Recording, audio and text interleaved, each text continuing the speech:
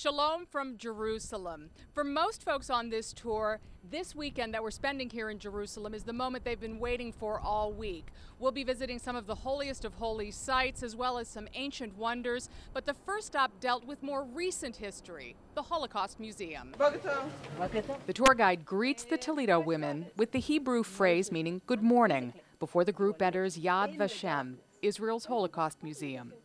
This museum was inaugurated in 2005, replacing the original one that opened in the 70s. It covers 45 acres on the Mount of Remembrance in Jerusalem and is comprised of various museums, research, and education centers. Standing on a path now that is lined with trees. We call this path the Avenue of the Righteous Among the Nations. This path honors non-Jews who risked their lives to rescue Jews during the Holocaust. The museum starts above ground, but the bulk of it is underground, cut through the mountain before emerging on the other end with a spectacular view of Jerusalem. Think about it. Emotionally and physically, you are literally in the darkness going through the story. We weren't allowed to videotape in the museum, but these pictures show what it's like. 9 underground galleries to tell the Holocaust from the Jewish perspective. And at the end, the Hall of Names. That we call the pages of testimony.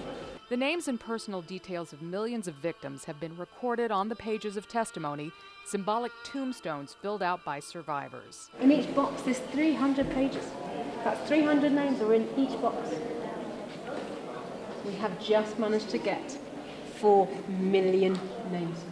Sharon Raven, one of the Rocket fans traveling with this group, became emotional here, knowing the names of many of her family are in these boxes. My great-grandmother, my father's mother, was put up against a wall when the Germans invaded his little town of Hoshaya, Lithuania, and shot and killed.